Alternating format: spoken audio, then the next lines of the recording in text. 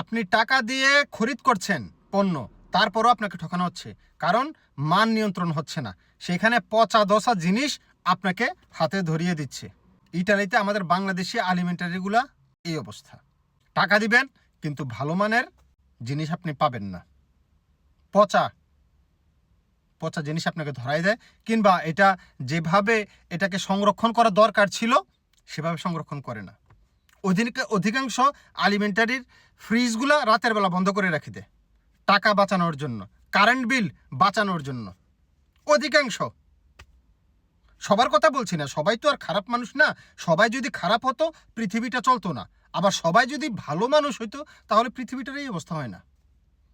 অনেক মানুষ আছে ইটালির আলিমেন্টারি ব্যবসা করে বা মাংসের যারা কি বলে মাছলেরিয়ার ব্যবসা করে, তারা রাতের বেলা কারেন্ট বিল বাঁচানোর জন্য ফ্রিজগুলো বন্ধ করে রেখে যায়, দিনের বেলা আবার চালু করে।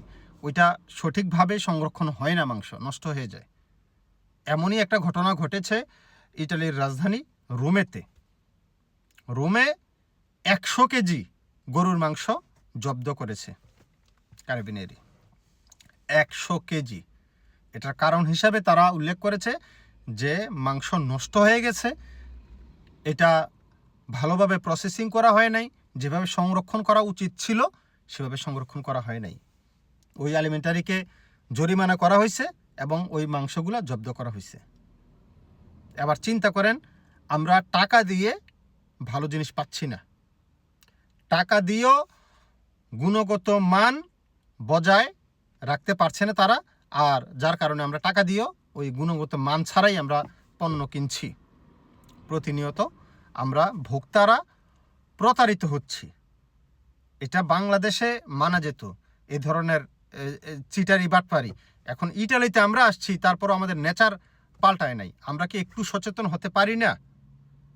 এই বাংলাদেশি আলিমেন্টারিগুলোতে ম্যাক্সিমাম কাস্টমার কারা? বাংলাদেশিরাই যায়, কয়জন বিদেশি যায়? তার মানে আমাদেরকে আমরাই ঠকাচ্ছি শুধুমাত্র কিছু ওই যে কি বলে টাকা বাঁচানোর জন্য, কারেন্ট বিল বাঁচানোর জন্য। একটু সচেতন হওয়া দরকার, একটু সচেতন হওয়া দরকার। কতজনে করে এরকম তার কোনো হিসাব নেই। এখন প্রতিটা আলিমেন্টারিতে গিয়ে তো আর এভাবে পর্যবেক্ষণ করা সম্ভব না। আমাদেরকে সচেতন হতে হবে। অনেক আলিমেন্টারি আছে এমন করে, আবার অনেকে আছে ভালো, সবাইকে বলছি না। সুতরাং জিনিসপত্র কেনার সময় একটু সচেতন, একটু সতর্ক হতে হবে আমাদের। ধন্যবাদ সবাইকে। আমি ইটালি থেকে বলছি।